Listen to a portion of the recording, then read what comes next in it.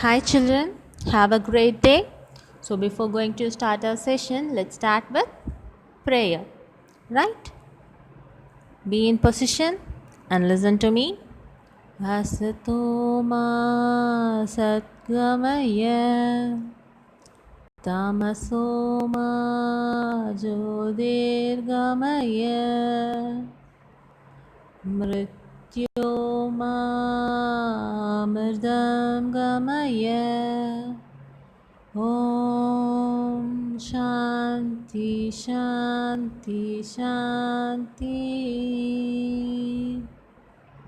Fine children, rub your hands and have a gentle pressure on your eyes. Great.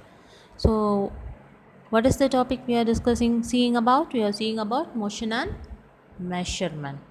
Right. So, what is the first topic? It is about evolution of transport. What is the need for transport? Why the people need vehicles to for their travel, and how the ancient peoples do their travel, and how it has been evaluated to the modern time. What is the innovations and inventions in upcoming vehicles, that is transports. These are the points we discussed under the evolution of transport topic, right? Next we saw about motion. What is motion? What is, who is an observer? What is state of rest and what is state of motion, right? So according to the observer point of view, the object might be in a state of rest or in state of motion, right? Next we saw about types of motion. The rectilinear motion is when an object moves in a straight line, it is called rectilinear motion. When an object exhibits in a circle path along with a fixed point is called circular motion. If an object shows a rotation motion along with its axis is called rotatory motion. If an object performs the motion again in a particular interval of time is said to be periodic motion. If an object shows to and fro motion is called oscillatory motion. And vibratory motion, if we hit a string, it will start to vibrate. Example, guitar. Random motion, the object will exhibit in various paths. It doesn't have a definite path for its motion, right? Next we saw about measurements. In order to measure something, we have to, in order to count something, count some quantities or some object, we have to perform this measurement, right? So the measurement is of, example for this measurement are kilogram, meter, liter, etc. So these have fixed number of values, so they are termed as standard measurements, and the standard is called unit. Okay, in age old times our people use their body parts to measure the distance or to measure something, right? So they might be the example for that non-standard, they are said to be non-standard measurements. The examples are foot, fathom, stride, inch, yard, handspan, cubit, etc. Since the body parts may vary between the persons, it does not shows the correct and exact value, since it is termed as non-standard measurement, right?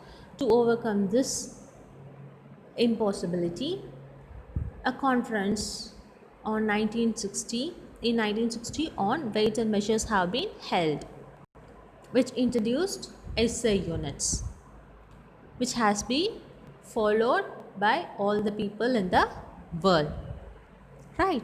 So the example for SI units are nothing but kilogram, meter, centimeter, hour, minute, etc., right? Then we saw about the rules for writing the units. Okay, so the measurement must have two parts. One is the numerical part and another one is the unit part. We have to leave space between these two parts.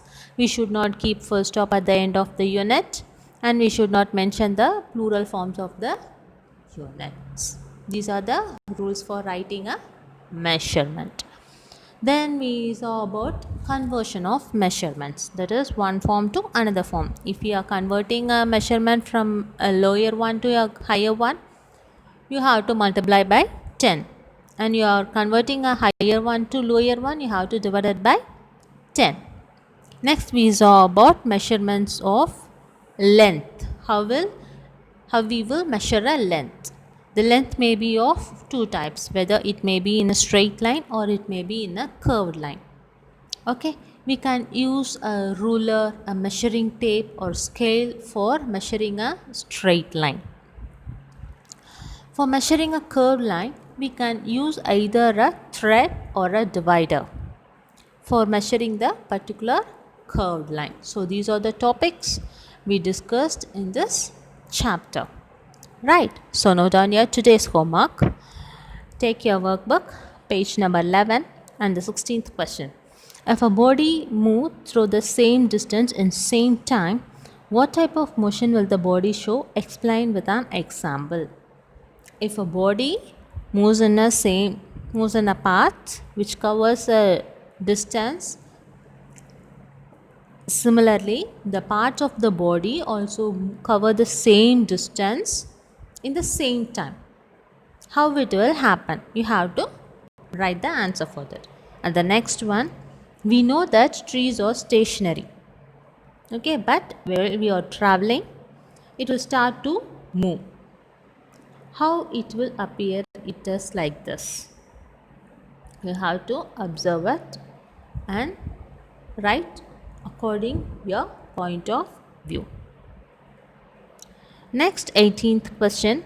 You throw a small piece of stone in the sky and note down what motion it will exhibit, and make the stone to hang using a string.